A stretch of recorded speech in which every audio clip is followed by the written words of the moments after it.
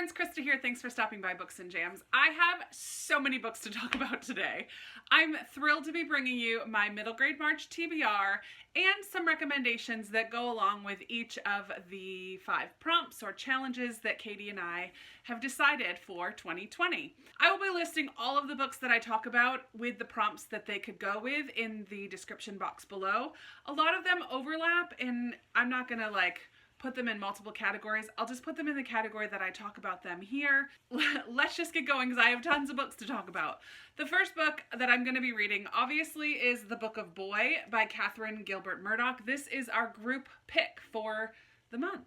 Katie and I hope that you will join along in reading The Book of Boy with us. This is a medieval kind of historical fantasy, I guess, and there is a mystery involved in here. Right on the top it says a mystery, a miracle, an epic adventure, and there's also kind of illustrations that go on the chapter headings, so it could technically count for illustrations as well. This can cover at least 2 of the prompts, and it's possible that some storytelling is a part of this book as well, so it's possible that it could cover 3 of the different prompts.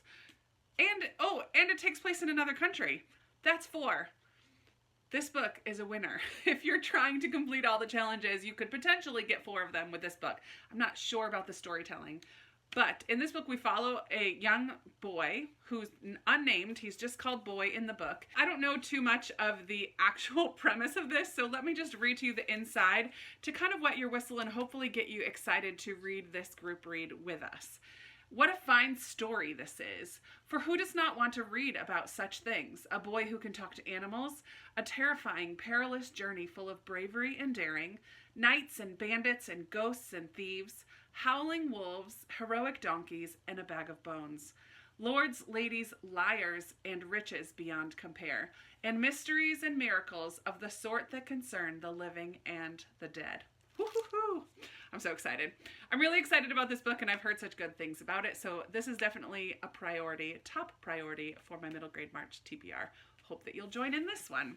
Another book that I just want to mention real quick that doesn't necessarily go along with any of the challenges is Smale Home by C.L. Williams. This is a book that was sent to me by Paper Charm and Matador Press. It is a fantasy about a young girl who discovers this tiny village, this village of tiny people on the outskirts of her home, the Smale Home Tower. Smale Home, actually it does, Smale Home, I have such a hard time saying that.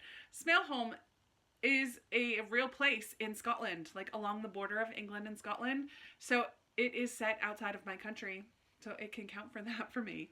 Yay. But I definitely plan on reading this. It sounds like such a cute fairy tale-esque story. So this is going into my pile. Since that is set outside of my country, I will start with that category. I'll first tell you 3 unread books that I have that are set in other countries. And then I'll tell you a few other recommendations of books that I have read already that I really enjoy. And I'll kind of do that for each of the categories. I'll tell you a few unread ones that I'm hoping to read and then some that I've read and can recommend. But for this one, I have The Boy on the Wooden Box by Leon Layson. And this one is actually nonfiction. It's a memoir about the Holocaust. Also focused on Schindler's List. This takes place in Poland, so it does take place outside of America. Another World War II historical fiction is When Hitler Stole Pink Rabbit by Judith Kerr. I've seen a little bit of buzz about this one. It's a super short one.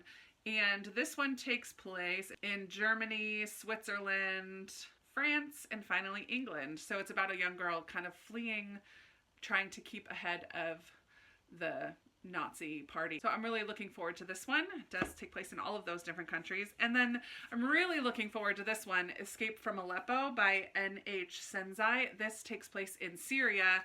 I'm not sure where she's going to flee to, but this does start out in Syria. I am very interested in reading this. My brother lives in Turkey and knows personally a lot of people who have escaped from Syria, and I'm just very intrigued by this story, and I know it's going to be heartbreaking, but I'm looking forward to reading that one. Now for a couple other books that I have read that take place in other countries that I love. Last year I read The Boy Who Harnessed the Wind by William Kamkwamba and Brian Mueller. This is about a young boy in Malawi in Africa who built a windmill to help his village. This is a nonfiction and I really enjoyed reading this. Some of the science and physics of it all went a little bit over my head, but there was a small library in his town where he was able to get the books that he needed to learn about building a windmill to help bring power to his village so that they could irrigate their crops and things. Super interesting story, and it takes place in Malawi. 3 favorites that I've talked about many times. I don't need to go into much detail, but if you didn't join us last year for Sweep, this one takes place in Victorian London, and it's about a young girl who is a chimney sweep, and she gets trapped in a chimney one day and escapes with the help of a golem, a little piece of coal that turns into this golem character. Beautiful story. You actually learn a lot about Victorian London in this book as well. So I thought this was fantastic. Such an amazing story. Echo is another all-time favorite of mine by Pam Munoz Ryan, but this also is just a fantastic book. 2 of the 3 stories in here take place in America, so I'd be pushing it a little bit, but there is one storyline that takes place in Germany. And if you haven't yet read this one, I would highly recommend it. But this takes place around World War II, and there is a young Jewish boy who's very musical. Music plays a big part in this book. Then we also follow a pair of brothers who are in the foster care system in Pennsylvania, I think, and then a young girl who is a Mexican migrant worker's daughter, and is friends with a Japanese girl whose family gets sent to an internment camp. So kind of a broad spectrum of World War II situations, but I'm really a huge fan of this book. The final book that takes place in another country, of course, I'm going to say The War That Saved My Life because I love this, and its sequel, The War I Finally Won by Kimberly Brubaker Bradley. This is another World War II book. Surprise, surprise. And it's about a young girl and her brother who are sent out of London at the kind of early part of the war when many families sent their children out to the countryside hoping to protect them. And so we follow a young girl and her brother as they travel outside of London and get put in the home of a woman named Susan who is not so keen on having kids enter her life, but this found family kind of grows together, and it's such a beautiful story. Highly, highly, highly recommend that one as well. Okay, moving on to another category, let's talk about book to movie adaptations. I have 4 books on my shelves, and all 4 of these I think are books that were recommended to me to read this year.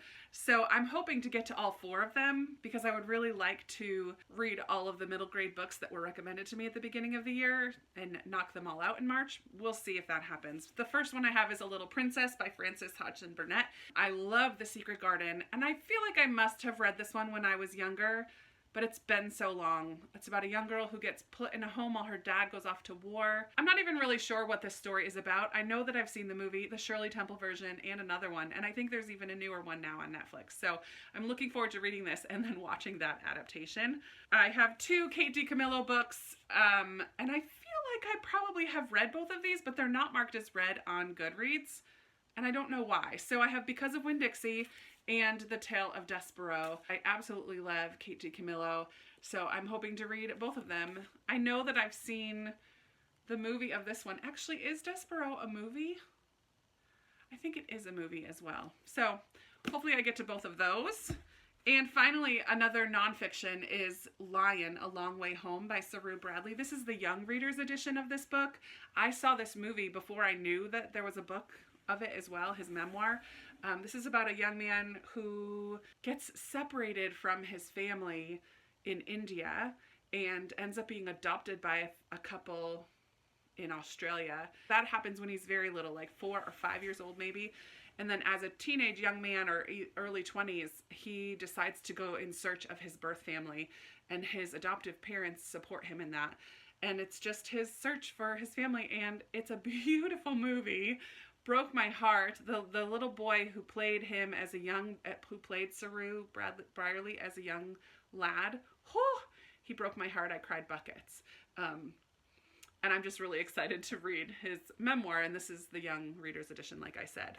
A couple other book-to-movie adaptations that I've read and enjoyed is The City of Ember by Jean Duprow. This is kind of a dystopian book. Something happened to the world and now they all live underground. But are things as dangerous on the surface as they seem? I didn't care for the movie as much, but I did really enjoy this book. Howl's Moving Castle I read 2 years ago when we had this prompt as well for middle grade March. And so this is an anime movie. I don't know if that's the right term for it, but I really enjoyed this book. I didn't as much enjoy the movie, but I definitely enjoyed the book loads. It's kind of like a fantastical, just fun romp. So fun. And then, of course, there's Wonder by R.J. Palacio.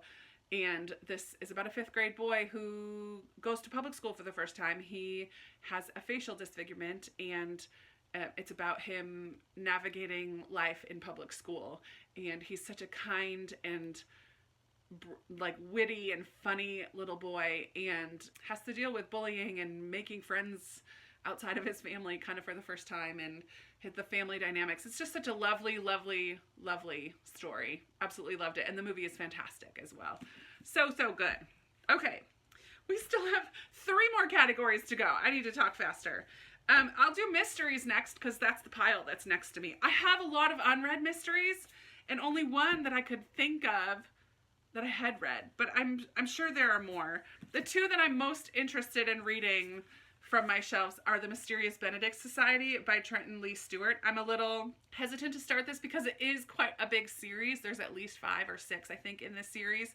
But I've heard such good things about it, and when I was substitute teaching a couple years ago, I had to read from this to one of the classes that I was working with, and the kids absolutely loved it. So, and it comes highly recommended from my cousin's children as well. So I'm really excited to read this mystery series, at least start it. And then Winter House by Ben Gooderson, which I don't know very much about, but I do know that it's a mystery. Puzzles, secrets, and adventure await Elizabeth all behind the mysterious walls of Winter House. So I'm looking forward to trying that one out. The other 2 that I have are part of this Gemini mystery series, and this is published by Little Bee Books, and they sent this to me. Thank you so much to Little Bee for sending me these. These are by Kat Shepard, and it's just about this team of kids who solve mysteries. So they sent me the first book, which has already been released, and then the second book, which comes out in June of 2020. Looking at the front of it, it looks like there's going to be some diversity involved in here, but also it kind of reminds me of the crew from Scooby-Doo, how there's like a group of friends that go and solve crimes or go solve these mysteries. So I'm looking forward to giving this a go. The only book that I could think of right off the bat from my shelves that's a mystery that is so much fun is The Westing Game by Ellen Raskin, and I did read this in middle grade March 2017. This is just a really fun mystery. There's this apartment building where all of these characters live, and then they're kind of put on the case by the landlord of their building, and they have to solve this mystery, and the winner gets some kind of prize or owns the building now, or I don't know. I don't remember all the details of it, but I do remember having so much fun trying to figure out the clues and figure out what was going on. And I mean, that's the fun of a mystery, right? I really, really enjoyed this. I thought the way that it was all wrapped up was brilliant. So, so good. There are so many books, so many middle grade books that include illustrations in some way. So, so many. One of my goals this middle grade March is to read so many books from my own shelves instead of getting so many from the library like I've done in the past couple years, because my own middle grade shelves have just been blooming and busting out at the seams because I have picked up so many over the last couple of years. So I really want to read books from my shelves, but one that I do hope to get from the library is a Brian Selznick book. So either Wonderstruck or The Invention of Hugo Cabret. These are humongous, chunky books. However, a good portion of them is straight illustration. So kind of graphic novel, even without words. He does a combination of telling the story through pictures and then also some sections that are just regular prose as well. So I'm really hoping to read a Brian Selznick book this year.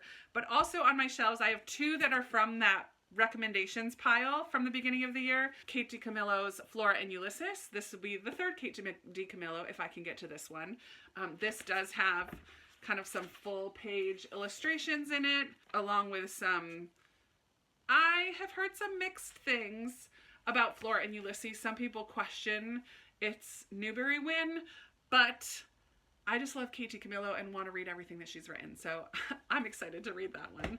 And also, I have The Phantom Tollbooth by Norton Jester, which was recommended to me as well, and I can't believe I've never read this. But this also has some full-page illustrations. This is an older, also some not full-page. That looks funny. This is an older book, and did this one win a Newbery? I don't know, but I'm really looking forward. I'm really looking forward to reading this one as well, and quite a few people picked this one for me to read, so that's exciting. Another big chunky one that I would love to get to this year is Wildwood by Colin Malloy and illustrations by Carson Ellis. And this has, let me see if I can, this also has some like color illustrations in it that are gorgeous. Oh golly, deckled edges. Ugh, it's hard to flip through these pages because of those deckled edges. It also has chapter heading illustrations. There's also black and white illustrations. So there's not as many in this one, but there are illustrations, so it can count. Prue McKeel's life is ordinary until her brother is abducted by a murder of crows and taken to the impassable wilderness, a dense, tangled forest on the edge of Portland. No one's ever gone in, or at least returned to tell of it. So we kind of have a mysterious wood, a missing brother. I'm really excited. I'm really excited for that one. Some other books that I have loved and have talked about many times and don't need a lot of explanation, but another Kate DiCamillo, because she's a fave. And this might be my favorite of hers so far, The Miraculous Journey of Edward Tulane. Love, love, love this one. About a China doll bunny who starts out very arrogant. Things happen and he learns to receive love and give love. Whew, I love this one, Wish Tree by Catherine Applegate. If you have not yet read this one, I would highly recommend it. It's such a sweet tale about this tree, this big red oak that lives in between these two families' homes, and the kids of each home kind of come out and sit by the oak, and the oak kind of helps to bring the neighborhood, really the whole village, together.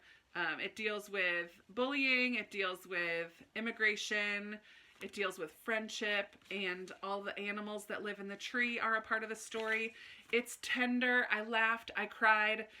I just think that this is a beautiful, beautiful story. And it's super short. I read it in an afternoon while I was nannying a couple years ago. So, so, so good. Another all-time favorite of mine is A Monster Calls by Patrick Ness. This version has these kind of dark images that are kind of gritty, but this deals with grief and childhood grief and kind of all the stages of grief, like anger and denial, and there's this tree that tells this little boy who's dealing with the grief of his ailing mother, and the tree comes to the boy at night and tells him stories that help the boy to process his emotions. It's a fantastic book. Have tissues ready. Grief is very close to my heart. I have lost quite a few loved ones, and some from my immediate family. I wept buckets when I was reading this book. I could totally relate to this boy, and some of my siblings were quite young when my dad passed away, and I just imagined them in their shoes. I was in my 20s, but some of my siblings were still 10, 11, 12 years old. So I just imagined them being the little boy in the story, and it wrecked me. If you haven't read this one yet, whew, and you're prepared, you're in a good spot for it, I would pick that one up. Great illustrations and a fantastic story. Two more with illustrations. The One and Only Ivan by Catherine Applegate. Again, so good. This one actually is going to be a movie, I heard, in 2020, and I'm really excited. This is a book that's told in verse, so it's a quick read, and it's about, kind of based on a true story of this gorilla that was in a strip mall in the Midwest or something, and the friendships that he makes and his, not escape, that's not the right word, but his desire to kind of be with other gorillas, and it's so lovely. It's such a great story with some great illustrations in there. So this is a good one. And finally, one that I haven't talked about too much, The Care and Feeding of a Pet Black Hole by Michelle Cuevas. Again, another book that deals with grief. In this one, this young girl is super interested in space. She tries to go see a rocket launch or something. She lives near NASA and is followed home by a black hole. And this black hole kind of represents her sadness and her grief, but there are some cool illustrations in here. Really, really sweet story. I don't think I cried quite as hard in this one, but I did tear up for sure. Loved it. Okay, one more category. We're almost done.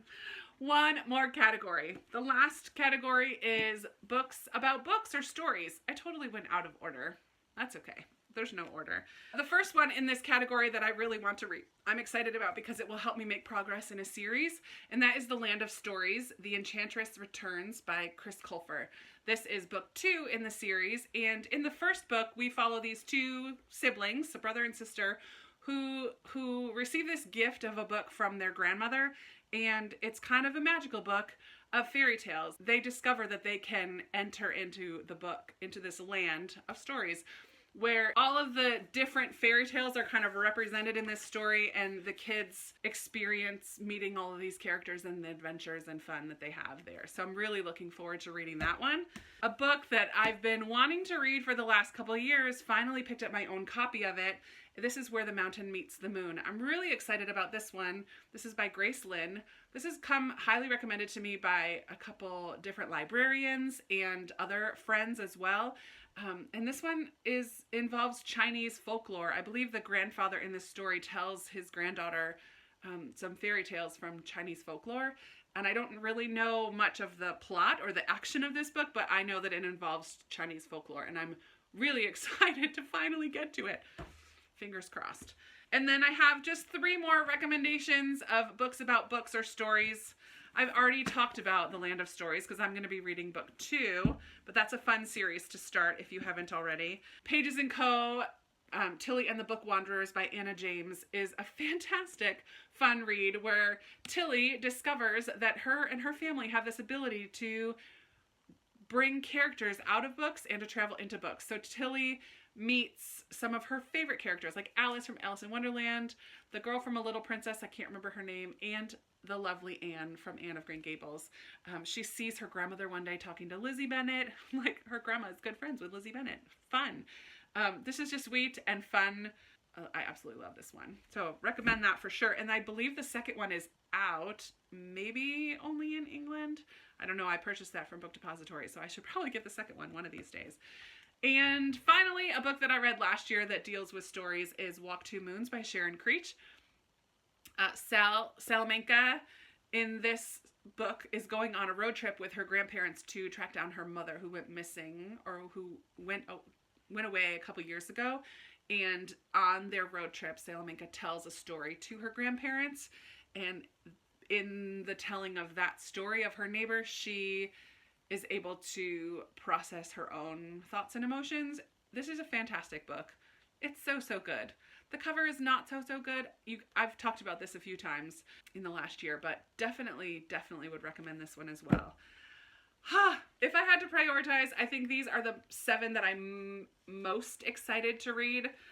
So we have, here, let's put them this way. The Book of Boy, which is the group read. Smale Home, because it was sent to me and I'm really excited about that fairy tale. Where the Mountain Meets the Moon, because it's been on my TBR for a few years. Phantom Tollbooth and Flora and Ulysses, because I'm excited about those ones in particular. A Little Princess, just because I loved A Secret Garden and really want to read that one. And Escape from Aleppo for my book set in another country. So book set in another country, adaptation, illustrations, book about books, mystery, and set in another country again. So I'm hoping to get through a lot more than just these 7, for sure. I'm not aiming for a book a day like I did last year, but if I could get 20 or 25, there's just so many books I want to read. Hopefully in this video you have found a book or 2 or 10 that you might want to pick up. I am so excited. I've already started to see some TBRs coming out, and I'm really excited to see your lists of what you want to read.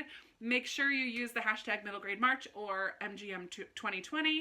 so that Katie and I can find your videos, or leave a note down below if you've posted a TBR so I can come and find it. Which of these books are you hoping that I read because you'd like to know about them? Or have you already read and loved, or anything about these books that I've talked about today? You know I love chatting with you down in the comments.